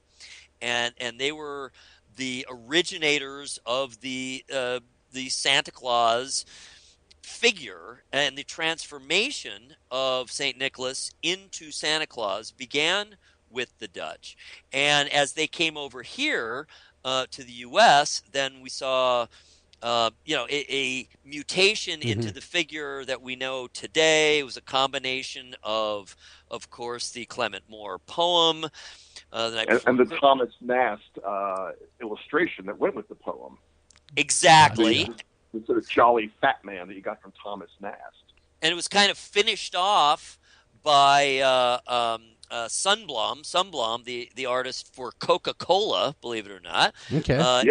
in the 20s, 30s, 40s, 50s, 60s, and that figure that we have. If you have a picture in your mind, if you just simply close your mind, close your eyes, close your mind, and then open it up and think of Santa Claus, you are going to think of a almost certainly a Sunblom figure. It's that really vivid red, the really fluffy white, the absolute cherubic face, and of course he always has something to do with Coca-Cola. But you can take that out of the picture. So that's an American creation. Okay. That's Santa Claus. And our Santa Claus has actually then been sent back to Europe and throughout the world. It's been, and those we are closest to, namely the UK, is where Santa Claus is now the biggest, although they still have Father Christmas. So, but it's this very interesting mutation back and forth of these figures, but still in Europe, in Germany and Holland for that matter, and in the Alpine countries, St. Nicholas is still the predominant, although he's being kind of pushed aside to a certain extent now by Santa Claus and American culture like everywhere else is. But he's still the main gift giver. So you have all these variations on the companion theme because they wanted St. Nicholas, who again was an actual real saint. Yeah, he walked the earth guy, and he really was, by all accounts, an amazing and saintly and generous figure. I'm not sure he performed all these miracles, but he really was a righteous dude.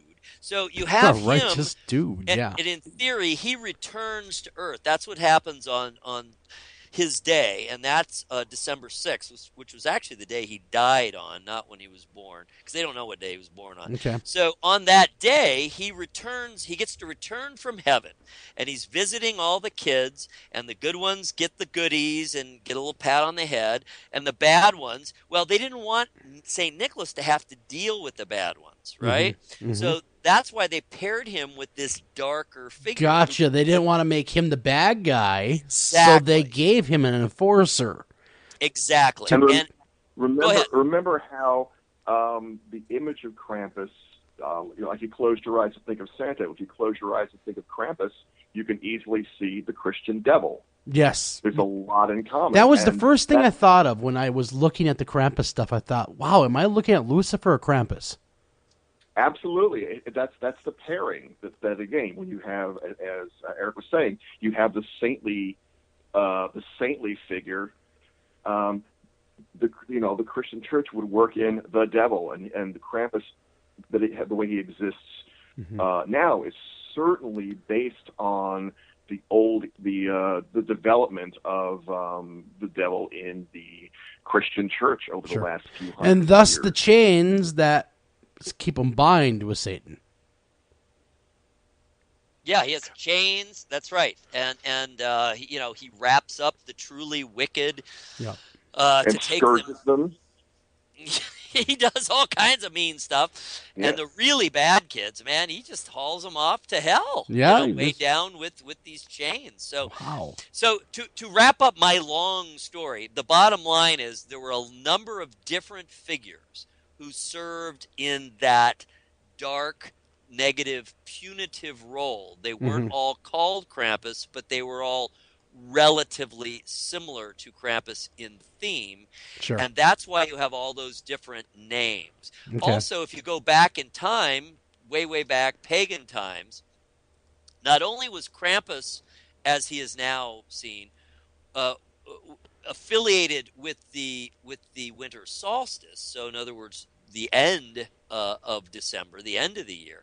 He also was involved there were ceremonies in November and in January, and those were to kind of, the November one was a precursor to winter, and that was, so they ran around and tried to scare off the evil winter spirits. So in a sense, that's where some of the affection that is felt kind of everywhere, and including the Alpine countries, even though there are these terrifying figures, there's a lot of affection toward them because they have been combined with the actual Krampus with these other similar figures who were there to scare off Mm-hmm. the evil winter spirits and Mhm. thus protect the people. So it's a weird combination, even within Krampus, of the positive and the negative. I mean, it's kind of funny in this country. Very few of us are really aware of how many truly scary things are related to Christmas. We all think of Black Friday shopping, presents. We never get exposed. I think Richard said it best. Really, to the dark and dirty stuff. It doesn't hit our shores very often, and Krampus is starting to. But like most of us growing up, we didn't hear about Krampus very often, and we never heard about these truly terrifying tales either until recently. Are they coming to light? Which I think is a great thing, because it's a revival of these stories. And if a story's lost to time, it's lost forever. And so it's great that they're coming back around. But I mean, I gotta say that our Christmas is so commercialized now that they're even commercializing Krampus. Oh, sure. Of course. I mean, but that's part of normalizing. I mean, certainly in America. I mean, everything you love will be sold back to you, Mm-hmm. and that's part of the American experience in its own weird way. If it can't be sold in a way, it can't be legitimate American culture. Gotcha. So if you understand, you got to tie some way. You got to tie capitalism with it. Absolutely. Yep. But Richard, as you just said a bit ago, the flip side of that is popular culture does spread the word. So there is a positive side to it. It does help kind of get that word out and return us, to awareness of a tradition that we may not know. And again, as we were saying about this Krampus movie, it's not all that. There's not a lot of fidelity to the actual myth, but in the long run, it probably doesn't matter a whole lot, because the really fundamental basics, the guy's name, the fact that he's Germanic, the fact that he is the dark side of Christmas, all of that is what people will remember. I think what's happening, I think what we're seeing is a pushback against not only the commercialization of Christmas, because that's been going on as long as there's been commercialization. Sure. Even all of these, the cards, the postcards that we're now seeing, the vintage Krampus cards, that was a commercialization of Krampus 100 years ago. True. 100 plus years ago. Very, very true. In Austria and Germany and in that area, that people made a ton of money on it. And that's why some of them are so exaggerated. They were meant to be kind of cheeky and humorous. But I think what we're also seeing a pushback against is just the whitewashing and the saccharinization of Christmas. Why do you think throughout kind of the whole 20th century, and probably back even into the at some point in the 19th century, why, Richard, do you think Christmas has ended up being so absolutely sugary sweet? What need did that serve? Well, that really didn't start till like the late 19th century. That was it's a fairly recent phenomenon. That it's about kids, it's all about presents, it's jolly and everything. What we think of as the modern Christmas. And in fact, Dickens' Christmas Carol helped really propel that into the forefront. Sure. And love Tiny Tim, that whole thing. Yeah, and it's an interesting question. What need does that fulfill? And I wonder if, part of it's being sold to people as a commercial thing, but also maybe some of the stuff that we were talking about before, of sort of the bleakness of this time of year. I think in a way, it was like one big blowout. Yeah. Or this time of year. And again, you can never escape the church in all this stuff. Remember, all this stuff gets tied into Jesus' birthday. Yeah. And which is a child-centered story. So over the years, you can see how that would become a child-centered holiday mythology, things like that. I agree with you.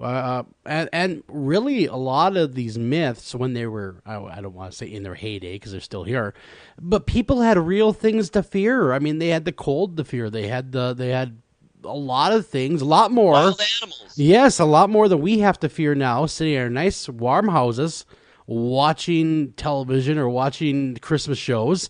Back then, it was a real fear. Are we going to survive this Christmas? Are we going to survive this winter?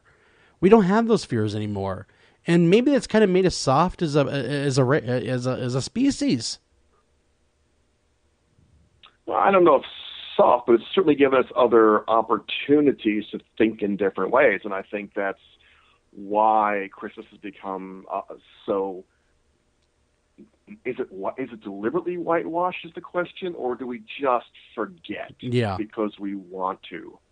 The darker, scarier side of Christmas, even though we brought it with us.